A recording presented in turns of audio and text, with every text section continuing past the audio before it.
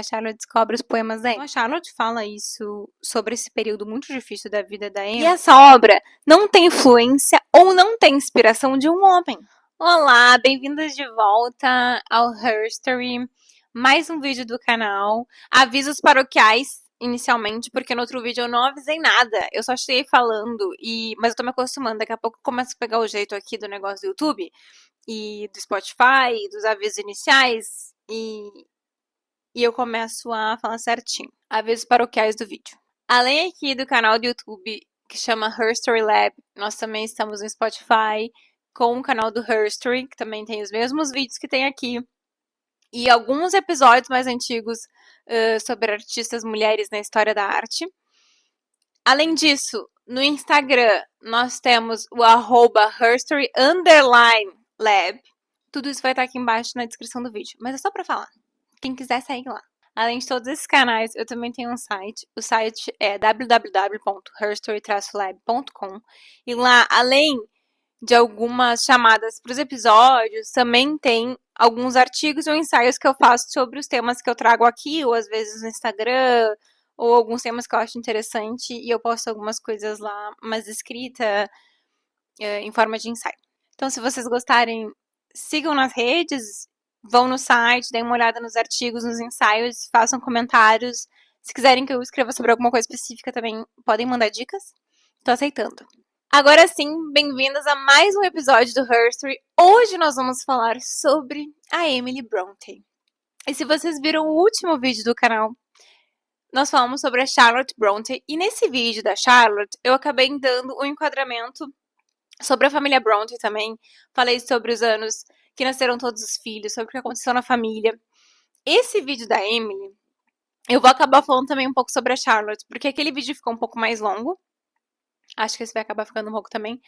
Mas, nesse vídeo, eu vou falar sobre a Emily muito através da visão da Charlotte, porque ainda bem que nós tivemos as cartas dela, ainda bem que nós tivemos a Charlotte para fazer os prefácios e as introduções dos livros nas edições posteriores dos livros da Emily e da Anne. Ainda bem que nós tivemos a Charlotte para nos contar quem eram as irmãs, porque graças a Charlotte que nós temos as informações que temos hoje. Então, eu vou contar muito de quem era a Emily Brontë a partir dos olhos da irmã, da Charlotte, e também de poesias escritas, coisas que a própria Emily escrevia. Voltando um pouco, então, desde o início da vida da Emily, a Emily nasceu em 30 de julho de 1818, em Thornton. Ela e a família se mudaram para Howard um pouco depois do nascimento da Anne, em 1820. Como eu já falei no vídeo sobre a Charlotte, eles se mudam para Howard porque o Patrick, o pai delas, recebe uma proposta de emprego para trabalhar como reverendo da igreja anglicana na paróquia de Howard. Então, eles todos vão para lá. Tem a casa que eles vivem, que é a casa da paróquia. Então, a família toda vive na casa. Hoje ainda é a casa de visita, como eu já falei também no outro vídeo. Vou deixar aqui uma fotinho para vocês verem onde é que é a casa. Como eu já tinha falado no vídeo sobre a Charlotte Brontë, depois que elas se mudam para Howard, ali por 1820, a mãe delas, a Mariah, acaba ficando muito doente em 1821 e vem a falecer. E ela foi diagnosticada com câncer de útero. Em 1821, a mãe delas falece. E o pai fica cuidando delas agora com a irmã da Mariah, a Elizabeth, que vem para cuidar das crianças e fica pela vida inteira ali, junto com a família. Como eu também já falei antes, a Emily, a Charlotte, a Mariah e a Elizabeth. A Mariah e a Elizabeth são as irmãs mais velhas. E a Charlotte e a Emily, essas quatro, vão para Clergy Daughters School, que é um internato. O Patrick acredita que seria uma boa escolha para elas para o ensino das meninas. Elas vão para lá em novembro de 1824, mas elas ficam só um ano, porque as irmãs mais velhas, a Mariah e a Elizabeth, vêm a adoecer em decorrência das más condições do local. Então, depois de um ano na escola, as meninas voltam para casa. A Mariah e a Elizabeth acabam falecendo e o Patrick decide que não vai mandar de volta a Emily e a Charlotte para a escola, com medo que aconteça isso também. Então, elas começam a ter educação em casa. Mesmo depois de todas essas tragédias que acontecem nos primeiros anos de vida, elas têm uma infância muito normal, brincando muito pelos arredores da casa e também com muito acesso à biblioteca do pai. O Patrick deu para as crianças uma caixa de soldadinhos de brinquedo, eu já tinha falado isso no outro vídeo da Charlotte, e eles passam a criar mundos mágicos e histórias a partir dessa caixa de soldadinhos. Começa a passar o tempo, a Charlotte e o Branwell têm um mundo deles, e a Emily e a Anne têm um outro mundo delas. Então, a saga de Glass Town, que é a saga da Charlotte, no começo todos eles participam um pouco juntos, só que depois você se divide. Conforme elas vão crescendo, esse mundo próprio da Anne e da Amy tem um outro nome já também, e o nome desse mundo imaginário é Gondal. E essa informação sobre Gondal é muito importante, porque a história de Gondal influencia muito a escrita da Emily. Apesar da Anne chegar numa determinada fase da adolescência e da adulta ali, que ela para de trabalhar nesses personagens e escrever sobre esses personagens, a Emily continua firmemente nessa saga do mundo que ela inventou. Todas essas informações que eu trago aqui são de uma biografia escrita pela historiadora Juliet Barker, e essa historiadora tem um livro que chama The Brontes, que é uma biografia sobre a família Bronte. Tem várias edições, e tem edições mais atuais. E tudo que eu trago aqui tem por base esse livro. Tem um pedaço no diário dela que mostra que lá por 1834, ela já tinha uns 16 anos, mas ela já fundia no diário dela, misturava a realidade com o mundo fantasioso que ela criou. E isso fica muito claro na escrita contínua dela do diário, porque ela tá falando de repente do pai e do Branwell, e de repente ela já tá no mundo de Gondal de novo. Em novembro de 1834, tem uma passagem do diário que diz o seguinte: Papai abriu a porta da sala e deu a Branwell uma carta dizendo: Aqui, Branwell, leia isso e mostre a sua tia e a Charlotte. Os Gondal estão descobrindo o interior de Galdin. Sally Musley está lavando a cozinha nos fundos. Ou seja, ela já tá misturando todas as partes ali da rotina dela. Apesar de Gondal ter muita influência de Angria, que é o mundo da Charlotte, porque elas começaram juntos a criar um mundo e acabou que isso foi influenciando também a construção do mundo da Emily, existem diferenças muito importantes nesses dois mundos. Em Gondal, esse mundo imaginário, ele é criado e comandado por mulheres. Primeiro. Tanto em Angria como em Gondal, a política e a guerra, elas são um pano de fundo para esses dois mundos. Porém, enquanto em Angria as mulheres têm um papel um pouco mais passivo e os homens são muito mais detentores dos papéis ativos da política e da guerra, já em Gondal, essa diferença é muito marcante. Então, em Gondal, as mulheres não têm esse papel passivo. Muito pelo contrário. Desde a rainha Augusta Almeida, do mundo da Anne e da Emily, até as súditas, todas elas têm um papel muito ativo. Todas elas são mulheres muito fortes. São mulheres que participam ativamente tanto da parte da guerra como da parte da política. No mundo da Charlotte, as mulheres são mais passivas e elas basicamente, quase que literalmente, definham a espera do seu amor, que seria, por exemplo, o Zamor, né, que era a grande paixonite de Charlotte nessa história. No mundo de Gondal, essas mulheres que defiam a espera de homens não existem. Também, a Emily não se mantém às paisagens de Howard, que é o que ela conhece. A Emily era muito fã de Walter Scott e dos romances e poemas que ele escrevia. Então, as paisagens de Gondal envolvem muito mais montanhas com neve, castelos com ruínas, coisas que não tinham em Howard, mas tinham nos romances de Walter Scott. Tanto a Anne quanto a Emily também tinham muito interesse em histórias românticas e assuntos do coração, assim como a Charlotte tinha e escrevia isso no mundo dela. Só que aqui a forma de escrita dos romances diverge bastante. Para Charlotte existia sempre uma dominância com relação ao personagem masculino em relação às personagens femininas. Então, as mulheres da Charlotte sempre ficavam à volta, à espera de algum vislumbre ou de qualquer migalha de afeto do Zamor, né? Que era, inclusive, para a própria Charlotte, a paixão dela.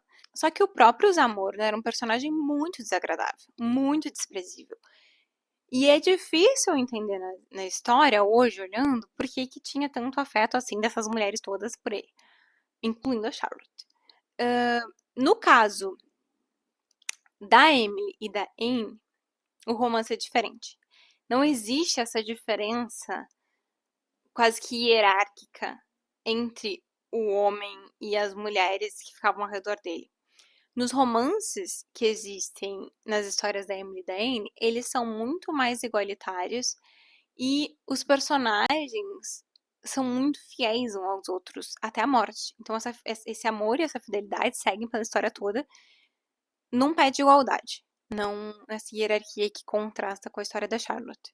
Tem um dos livros do Walter Scott que é Old Mortality.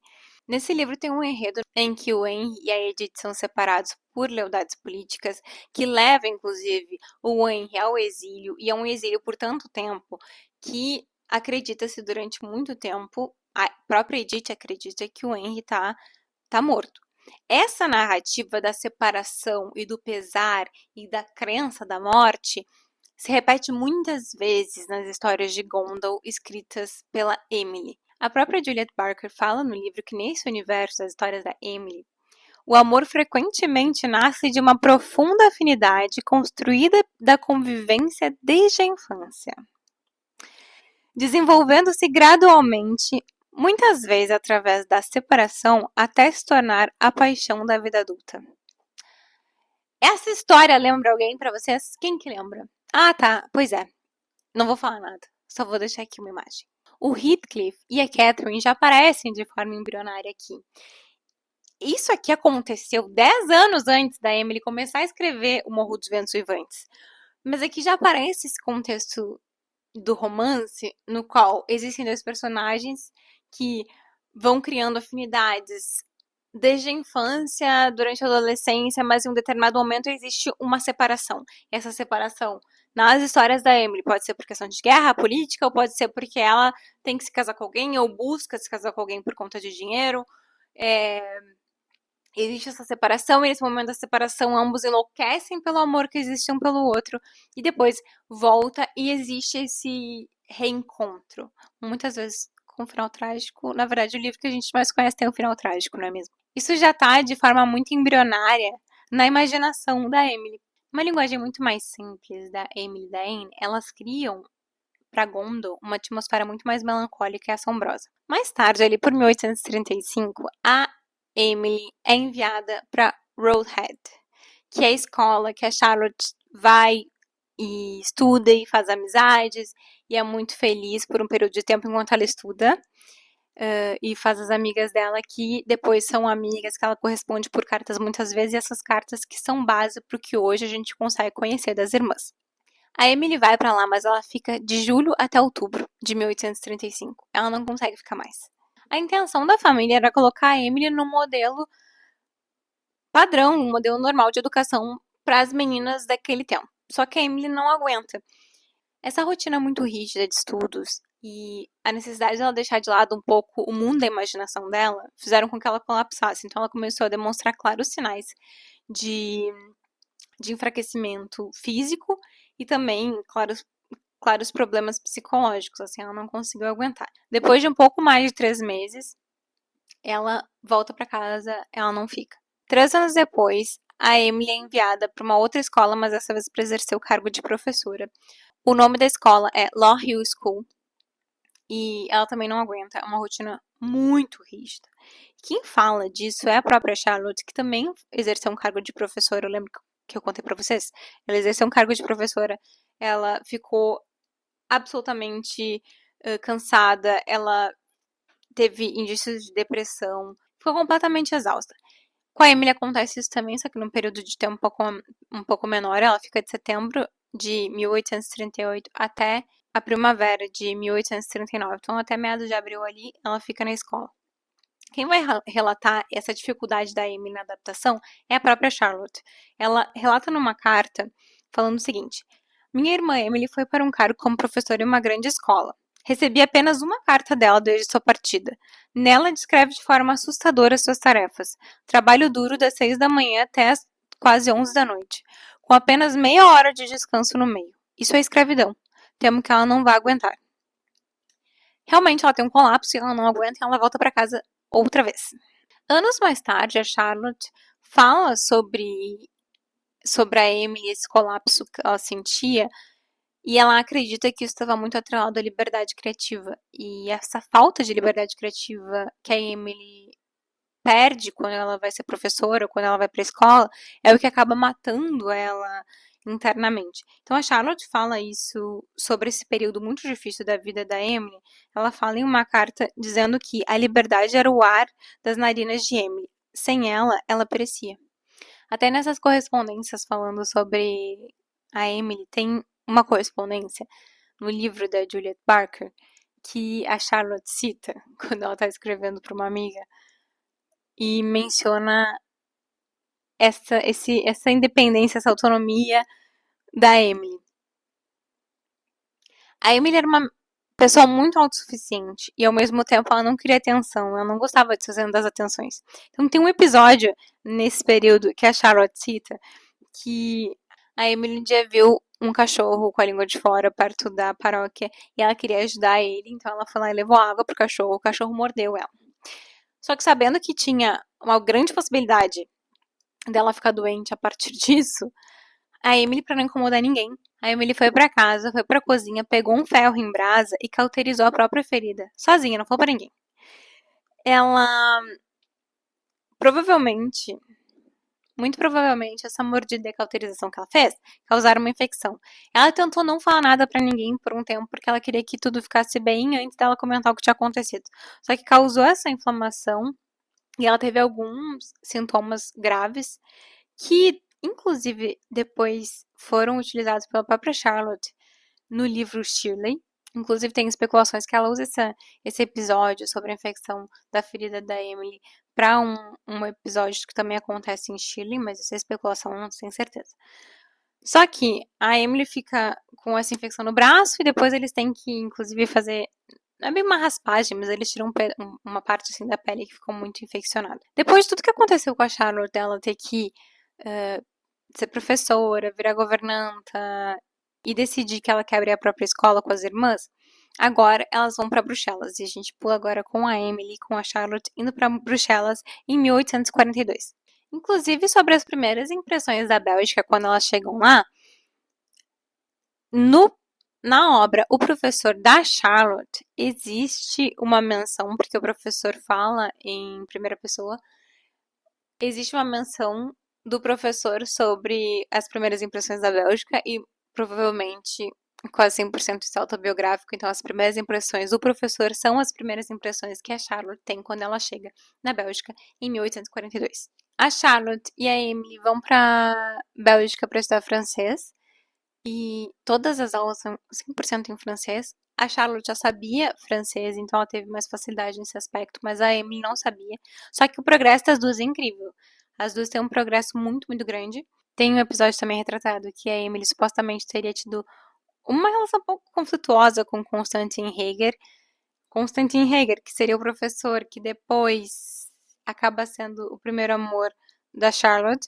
E esse conflito surge porque o Constantin queria que a Emily imitasse mais os autores franceses. E a Emily não queria fazer isso. A Emily era muito incisiva em dizer que se ela fizesse isso, ia acabar destruindo a originalidade e a criatividade dela e ela não ia fazer isso.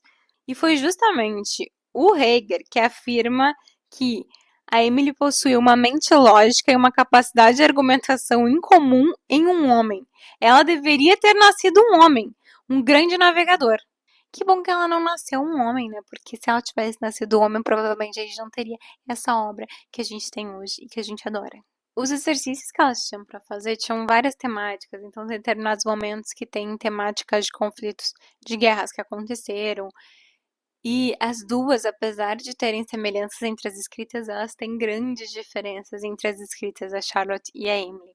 A Emily sempre puxa muito mais para um tom de dá algum foco no papel ativo das mulheres em questão, e existe também um certo otimismo na escrita da Emily em alguns momentos. Isso fica muito evidente em um ensaio que o tema era lagarta. O tema era para falar sobre uma lagarta. E no ensaio que a Emily faz sobre esse fator, a Emily tem um tom muito mais imaginativo e fala o seguinte: a natureza é um problema inexplicável. Ela existe sob um princípio de destruição.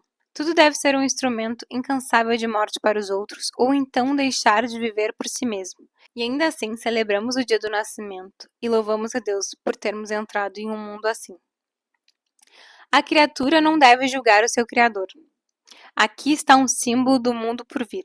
Assim como a lagarta feia é a origem da borboleta esplêndida, este mundo é o embrião de um novo céu e de uma nova terra, cuja beleza mais humilde superará infinitamente a sua imaginação mortal.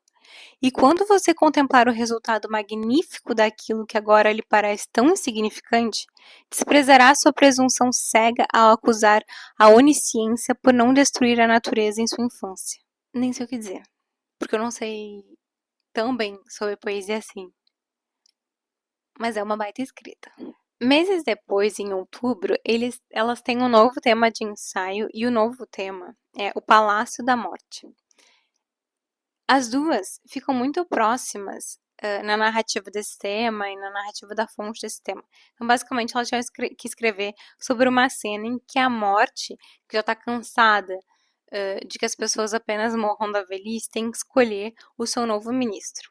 Então, entre várias pretensões de novos ministros, tanto a Emily quanto a Charlotte escolhem a intemperança como o novo ministro da morte. No caso da Charlotte, ela justifica essa escolha porque a guerra e a ambição são apenas teus filhos. Todos os demônios que destroem a humanidade nascem de ti. Da intemperança. Só que para justificar a candidatura da intemperança diante da morte, a Emily vem com outro tipo de discurso. Ela fala o seguinte: tem uma aliada diante da qual toda essa assembleia será obrigada a ceder. Ela se chama civilização. Dentro de alguns anos virá habitar essa terra conosco, e cada época aumentará o seu poder. No fim, ela expulsará a ambição de seu serviço, dominará a ira por meio da lei, arrancará as armas das mãos do fanatismo, expulsará a fome para junto dos selvagens. Eu, porém, serei a única a crescer e prosperar sobre o seu domínio. Oi, Kika. Você quer vir aqui com a mão? Tô chegando.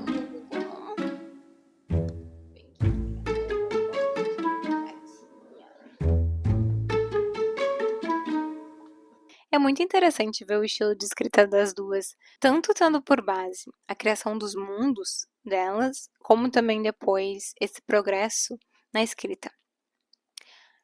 Não é aqui um juízo de valor sobre quem escreve melhor, até porque eu não sou ninguém pra falar nada disso. É só uma diferença muito grande na percepção do mundo que elas têm. Então, a Charlotte tem uma escrita muito mais voltada ao sentimento e também muito mais voltada às próprias vivências dela. Ela descreve com muita profundidade os sentimentos. Isso também é refletido depois no Professor. A gente até vai falar disso ali quando for falar sobre os livros da Emily, porque quando a Charlotte escreve como Currer Bell e tenta publicar o primeiro livro, O Professor, existe alguma recusa sobre a publicação desse livro, principalmente porque o livro tem um descritivo muito forte em primeira pessoa de um homem, mas tem um descritivo muito forte de sentimentos. É super dramático em relação aos sentimentos do professor. E isso só um pouco estranho à época, porque parece muito mais uma escrita feminina. E a Charlotte abraçava muito isso. Tanto é que depois, mais tarde, quando ela escreve em primeira pessoa como mulher, esses livros vêm a ser um resultado claro do quão potente é a escrita da Charlotte sobre isso. Só que a Emily, ela tem uma visão um pouco mais sombria, talvez, um pouco mais perturbada e criativa, sabe? Eu acho que essa perturbação e criatividade sempre se mostram nas escritas dela. Lá por outubro de 1842, a tia delas, a Elizabeth, vem a falecer. E elas voltam pra casa. E a Emily diz que não quer mais voltar pra escola. A Emily quer ficar em casa. Ela gosta de ficar no mundo dela. Depois da morte da tia, ela assume que vai cuidar da herança. Então, cuidar da herança é basicamente investir o dinheiro e deixar lá. E ela faz isso, tanto que depois que ela morre, depois que a Anne morre, o dinheiro ainda tá no mesmo lugar, ela não mexe em nada. E a Emily também assume os cuidados da casa, para além da sua rotina de escrita, que ela adora. Nessa época, a Anne começa a apresentar alguns sintomas de depressão nas cartas e a própria Charlotte cita que ela tá um pouco abatida. Só que a Emily não tem muita paciência pra isso. Também não tem muita paciência pro Brandon, que tá passando por uns problemas ali com o álcool, porque ele tem esse problema com o alcoolismo. Ela também não tem muita paciência pra isso. E a própria Juliet Barker fala que nas biografias tradicionais, normalmente a Emily é citada como a mais sensível das irmãs, a mais empática das irmãs. E ela discorda um pouco nessa biografia. Ela fala, inclusive, que a Emily é tão absorvida em si mesma e nas criações literárias que ela tinha pouco espaço, ou ela deixava pouco espaço para o que estava acontecendo em volta dela, deixava pouco espaço para o que acontecia com as irmãs. A impaciência da Emily com as irmãs, inclusive, fica mais clara numa anotação que ela faz no seu próprio diário. Ela escreve o seguinte: eu deveria mencionar que no último verão o projeto da escola foi retomado com todo o rigor. Mandamos imprimir prospectos, enviamos cartas a todos os conhecidos, comunicando nossos planos e fizemos o nosso melhor, mas não deu em nada. Agora eu não desejo a escola de forma alguma e nenhuma de nós tem grande vontade disso. Temos dinheiro suficiente para as nossas necessidades atuais, com perspectiva de acumular.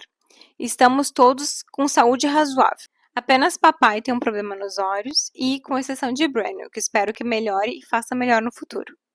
Quanto a mim, estou bastante contente, não tão ociosa como antes, inteiramente bem disposta e tenho aprendido a aproveitar o presente e a esperar pelo futuro com menos inquietação por não poder fazer tudo o que desejo. Raramente ou nunca incomodada por não ter o que fazer e apenas desejando que todos pudessem estar tão confortáveis quanto eu e tão livres de desânimo, e então teríamos um mundo bastante tolerável. Ou seja, ele tá mandando um shade, está dizendo assim, ó, se as pessoas que parassem de ficar tão desanimadinhas e parassem de reclamar, a gente podia ter uma convivência mais tolerável, pessoal. Eu acho que é mais ou menos isso que ela quer dizer. Mas a Juliet Barker até fala que acha que ela não é muito empática e sensível como as pessoas costumavam a retratar sobre a Emily. Na verdade, ela fica tão voltada para si própria que ela meio que sabe, tá vivendo a vida dela. É ali no outono de 1845 que a Charlotte descobre os poemas da Emily. E, inclusive, a Charlotte escreve anos depois, mais ou menos uns 5 anos depois disso, ela vem escrever sobre esse episódio. E foi depois da morte da Emily que ela relata esse episódio. Quando a Charlotte vem a descrever a descoberta dos poemas, ela descreve assim: um dia, no outono de 1845, deparei-me por acaso com um volume manuscrito de poemas na caligrafia da minha irmã Emily. Naturalmente, não fiquei surpresa sabendo que ela era capaz de escrever versos e de fato os escrevia. Folhei o caderno e algo mais do que surpresa se apoderou de mim. Uma convicção profunda de que aqueles não eram escritos comuns, nem nada semelhantes à poesia que mulheres geralmente produzem. Parecem-me condensados e concisos, vigorosos e autênticos. Aos meus ouvidos tinham também uma música peculiar, selvagem, melancólica e elevada. Minha irmã Emily não era uma pessoa de caráter demonstrativo, nem alguém cujos recantos da mente e dos sentimentos, até mesmo os mais próximos, pudessem penetrar imponentemente e sem permissão. Levei horas para reconciliá-la com a descoberta que fiz, e dias para persuadi-la de que tais poemas mereciam ser publicados. Eu sabia, porém, que uma mente como a dela não poderia estar desprovida de alguma centelha latente de ambição honrosa, e recusei-me a deixar desencorajar em minhas tentativas de transformar essa centelha em chama. Enquanto isso, minha irmã mais nova produziu discretamente algumas das suas próprias composições, sugerindo que, já que os poemas de Emily me haviam agradado, talvez eu quisesse ver os dela. Não posso deixar de reconhecer que meu julgamento era parcial, mas ainda assim, achei que esses versos também possuíam uma doçura sincera e emoção própria. Óbvio que a Emily ficou muito brava com essa descoberta, não gostou. Mas ela foi convencida pela Charlotte a publicar os poemas. A ideia de publicar com pseudônimos foi das irmãs, não foi da Charlotte. Elas publicam então os livros de poemas e o pseudônimo delas é Currer Bell, Alice Bell e Acton Bell, os irmãos Bell. E a Charlotte aceita isso de publicar com pseudônimos. Isso foi muito mais porque a Emily não queria que tivesse nenhuma forma de que as pessoas descobrissem que era ela que escrevia aquilo. Ela queria manter a privacidade dela, ela não queria que ninguém soubesse que vinha dela a escrita. A Juliet Barker fala que parece que a Charlotte ficou posteriormente incomodada de ter se vinculado a essa promessa, porque ela prometeu que ela não revelaria que era a Emily a autora dos poemas. Só que a Charlotte também viu vantagem em não ter os nomes assumidos logo de início. A Charlotte vem a falar sobre esse assunto e ela fala o seguinte: avessas à exposição pessoal, ocultamos os nossos nomes sob os de Currer, Elias e Acton Bell. A escolha ambígua foi ditada por uma espécie de escrúpulo consciente em adotar nomes claramente masculinos, ao mesmo tempo em que não queríamos nos declarar mulheres, porque, sem suspeitar naquele momento que o nosso modo de escrever e pensar não era o que se chamava de feminino, tínhamos uma vaga impressão de que as autoras estavam sujeitas ao preconceito. Havíamos observado como os críticos às vezes utilizavam, para censurar, a arma da pessoalidade, e como recompensa oferecem uma lisonja que não é verdadeiro elogio. Então, a Charlotte, apesar dela não necessariamente querer de início publicar com os nomes masculinos, com os pseudônimos masculinos, ela sabia que ela sofreria um preconceito, como ela já tinha sofrido, por publicar com os seus próprios nomes. Isso depois fez ainda mais sentido, porque ela ainda fala que, naquele momento, ela não suspeitava que a forma de escritas delas não eram propriamente formas de escritas femininas. Mas isso depois ajudou ainda na venda dos livros posteriormente. Um dos poemas mais famosos do livro que foi escrito pela Emily se chama O Prisioneiro. E o poema é o seguinte: ele vem com os ventos do oeste, com as brigas errantes do entardecer, com aquele crepúsculo claro do céu que traz as estrelas mais densas. Os ventos assumem um tom pensativo e as estrelas um fogo suave.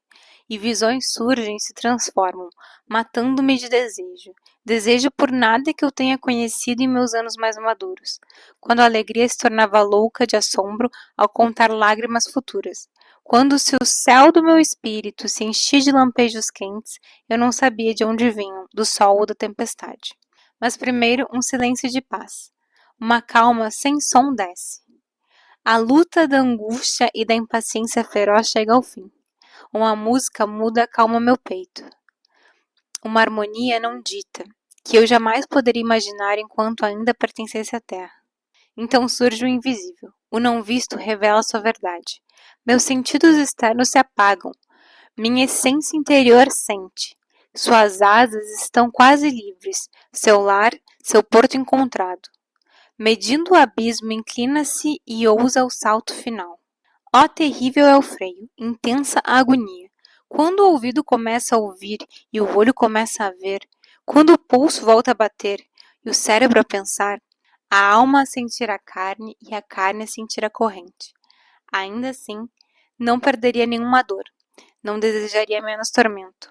Quanto mais a angústia dilacera, mais cedo ela abençoará. E vestida com os fogos do inferno, ou brilhando com a luz celestial, se apenas anunciar a morte, a visão é divina. Depois, esse trecho do prisioneiro até faz algum sentido com a forma de pensar da Emily. Falei também nesse vídeo que ela é muito autossuficiente, que inclusive depois, mais pra frente, quando ela fica doente, ela recusa ajuda. E essa forma de pensar que reflete nossa poesia faz muito sentido com o raciocínio que ela tem durante a vida. Elas recebem críticas positivas sobre os poemas. Realmente existem críticas positivas direcionadas à própria Emily, na verdade é o próprio Alice Bell. Existem críticos que realmente gostam. Só que em termos de vendas, como eu falei até no último vídeo, foi um fracasso. Eles venderam só 2 exemplares com a poesia, com o livro de poemas. Em abril de 1846, a Charlotte escreve para a editora e diz: olha, os irmãos estão prontos para publicar de novo, só que agora nós vamos para ficção, nós vamos para romance. E fala que já está praticamente pronto, que vão enviar para revisão. Os 3 romances que ela estava se referindo ali naquela época não era ainda Jane Eyre, era O Professor, que foi o primeiro livro que ela escreveu, mas o último que ela publicou, O Morro dos Ventos Vivantes, da Emily, e Agnes Grey, da Anne.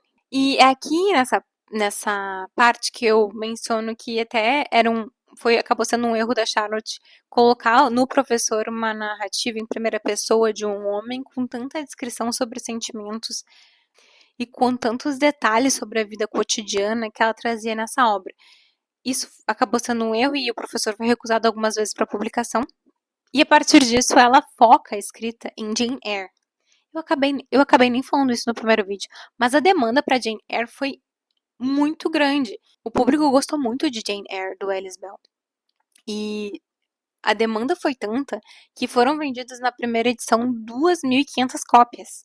Sobre a questão da escrita na narrativa em primeira pessoa, é lá em Villette que a Charlotte assume essa narrativa em primeira pessoa como mulher e dessa vez isso assenta muito bem no romance. Isso é muito mais bem recebido.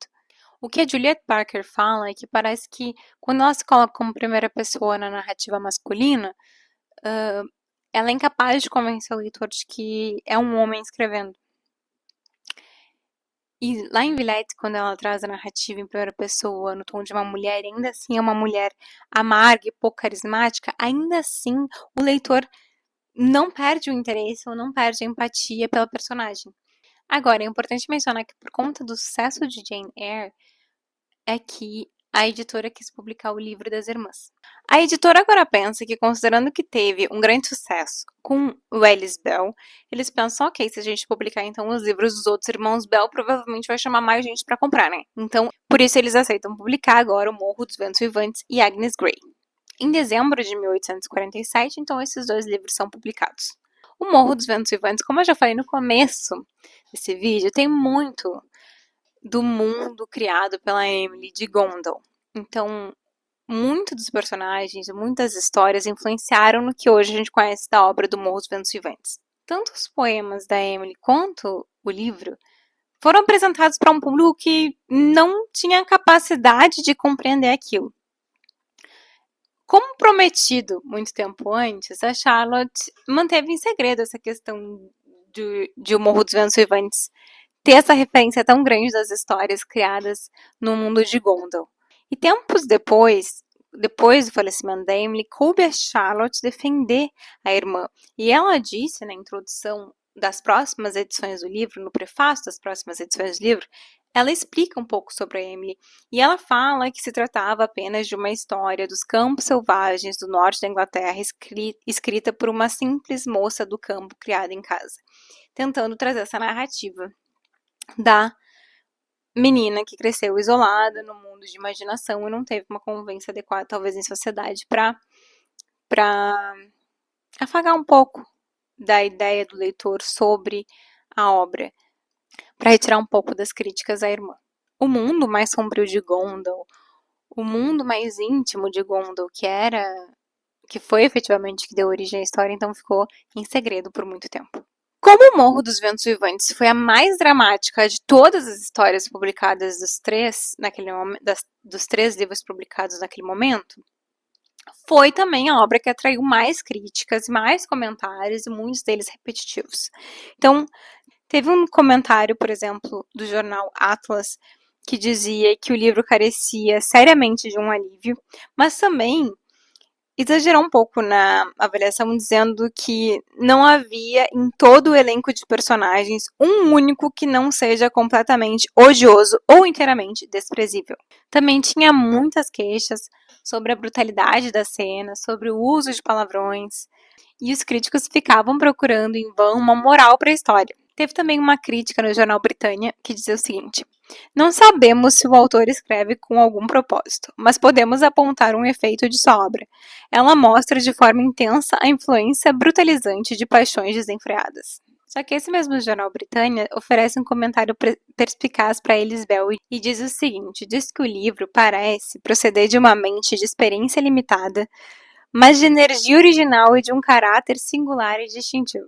Os críticos pareciam ter ficado fascinados contra a própria vontade com relação àquela obra. Teve um revisor americano que escreveu o seguinte: fascinados por uma estranha magia, lemos aquilo que não gostamos. Interessamo-nos por personagens que nos repugnam profundamente e nos tornamos sujeitos ao imenso poder do livro. Estamos enfeitiçados e não conseguimos deixar de ler. Também o crítico de Douglas Jerrold's Weekly Newspapers fala e concorda com essa afirmação de cima, dizendo que O Morro dos Ventos Uivantes, ou Wuthering Heights, é um tipo estranho de livro. Desafia toda a crítica convencional. Ainda assim, é impossível começar e não terminá-lo. E igualmente impossível deixá-lo de lado depois sem dizer nada sobre ele. Recomendamos fortemente a todos os nossos leitores que apreciem a novidade, que leiam essa história, pois podemos garantir que nunca leram nada parecido antes. Detalhe, eu tenho que dizer uma coisa aqui. Há um tempo atrás eu assisti o filme Emily, que é sobre a Emily Bronte. É um filme que narra supostamente a vida da Emily Bronte. E nessa história, narra um suposto romance da Emily Bronte com o curato que trabalhava para o pai da Emily, que se chamava William Waitman. Esse curato, William, não se envolveu com a Emily. Na vida real, a história seria que esse curato teria, e eu vou explicar mais disso no próximo vídeo sobre a Anne, mas ele teria se envolvido com a Anne. E eu só quero dizer o seguinte: nessa história, supostamente, esse romance entre a Emily e o William é o que desperta a criatividade da Emily, e a dor da perda desse romance é o combustível que faltava para a escrita e para a criação de O Morro dos Ventos Uivantes. Então, meio que atrela o romance e a perda ao motor de escrita para O Morro dos Ventos Uivantes. E eu só quero dizer que eu sei que é um filme de ficção. Eu sei que é um filme que romantiza muito mais e que cria partes para a história se tornar interessante. Mas eu só quero dizer que não, a Emily não teve um par romântico na vida dela. Não, a Emily não se envolveu com William. E o que me incomoda na criação dessa história é apenas que parece para a indústria do entretenimento que é impossível uma mulher criar uma das maiores obras literárias da humanidade e essa obra não tem influência ou não tem inspiração de um homem. E é isso que me frustra um pouco. Me frustra essa tentativa de querer atrelar toda a genialidade da mulher à inspiração por um homem ou a dor de perder um homem. É isso que me incomoda. Me incomoda que aparentemente uma mulher não pode ser genial se ela não tiver sofrendo por um homem, se essa genialidade não advir de alguma coisa de um homem, se essa genialidade não nascer de uma paixão por um homem, não nascer da decepção que um homem causou, não tiver o papel de um homem. Porque como uma mulher vai ser genial se ela não tiver influência masculina nesse contexto todo, não é mesmo? Então deixa eu contar pra vocês uma coisa. A Emily Bronte não teve essa influência, não foi a decepção amorosa, não foi o romance que criou O Morro dos Ventos Uivantes. Foi a genialidade dela, da escrita dela, a personalidade dela. Isso que eu venho. Eu só queria fazer esse desabafo aqui. Só esse desabafo. Vamos agora para 1848. Então, depois da publicação ali em dezembro de 1847, o ano de 1848 já começa com alguns problemas. A família começa a ficar muito doente naquele ano. O Branwell fica muito, muito doente e ele acaba falecendo em setembro de 1848 aos 31 anos. Como eu falei, ele faz com tuberculose, que foi agravada pelos problemas que ele tinha com o alcoolismo. Em outubro, a Emily começa a ter sintomas também de tuberculose. Ela tem sintomas muito persistentes. E a Charlotte vai relatando a evolução da doença em cartas. Como eu também expliquei um pouco no vídeo da Charlotte, a Emily se recusa até o final de receber ajuda médica. Ela não quer médico, mas fica claro para a família que ela tá ficando cada vez mais fraca, que ela tá ficando cada vez pior. E ela não quer receber ajuda. Sobre essa recusa, a Charlotte diz o seguinte: ela declinou rapidamente, apressou-se em nos deixar. e ainda que fisicamente estivesse perecendo, mentalmente tornava-se mais forte do que jamais a conhecêramos. Dia após dia, ao ver com que firmeza enfrentava o sofrimento, eu observava como uma mistura de angústia, admiração e amor. Nunca vi nada parecido. Na verdade, nunca vi ninguém semelhante a ela em coisa alguma. Mais forte que um homem, mais simples que uma criança, sua natureza era única. O aspecto mais terrível era que, cheia de compaixão pelos outros, não tinha nenhuma por si mesma. O espírito era implacável com o corpo. Da mão trêmula, dos membros debilitados, dos olhos apagados, exigia-se o mesmo serviço que haviam prestado quando saudáveis. Estar ali e testemunhar isso sem ousar protestar era uma dor que palavras não conseguem expressar. Na noite anterior à sua morte, a Emily ainda insiste em alimentar os cães que ela fazia todos os dias. Ela vai para alimentar eles, mas quando ela chega no corredor, ela tá tão fraca que ela quase cai. E a Anne e a Charlotte tentam rapidamente ajudar ela, tirar a comida ali dela, para elas fazerem o serviço e levar ela a deitar. A Emily não aceita. Ela empurra as irmãs e diz que vai fazer e vai lá e faz. Vai lá e alimenta os cachorros. A senhora Gaskell, que foi a senhora que escreveu a primeira biografia das irmãs, ela fala que a Charlotte fica muito triste porque ela fica procurando no campo uma das flores favoritas da Emily, que era um ramo de urze. E quando ela leva para Emily, a Emily já não consegue mais reconhecer a flor favorita. Então, nesse momento, a Charlotte fica muito, muito triste e vê que o fim tá muito perto. Na manhã do dia seguinte, ela levanta, ela se arruma com muita dificuldade. Ela tenta pentear os cabelos na frente da lareira, mas o pente cai da mão, ela tá muito fraca mas ela ainda não tá aceitando ajuda. Então, ela se veste cuidadosamente, desce as escadas cuidadosamente, muito lentamente. Só que próximo ao meio-dia, ela começa a ceder. Ela começa a ver o quão mal ela tá. E nesse horário, quando ela vê que ela tá muito mal, ela cede e fala que se vocês chamarem os médicos agora, eu verei. As irmãs chamam imediatamente o médico, mas não dá tempo. Reza a lenda que a Emily se recusa a sair do sofá, fica no sofá da casa até a morte, e que é nesse sofá que ela falece, que supostamente é esse sofá que tá lá até hoje. E seria o sofá que ela faleceu. Inclusive, tem uma versão da Charlotte que diz que o Keeper, o cachorro da Emily, ficou ao lado dela até o final. Só que a Juliet Parker fala que é muito mais provável, pelo que se conta da narrativa, que, na verdade, eles tenham carregado ela até lá em cima, até a cama, e que ela tenha falecido na cama. Mas ficam aí as histórias. A mais conhecida é essa de que ela ficou no sofá. Segundo a descrição da Charlotte sobre o fim da vida da Emily, não houve tempo para palavras de consolação ou aceitação do inevitável. Após um combate breve e intenso, Emily foi arrancada do mundo, desviando relutantemente seus olhos moribundos do sol agradável. Às 2 horas da tarde, aos 30 anos, ela morreu. O conflito implacável entre um espírito extraordinariamente forte e um corpo frágil havia terminado.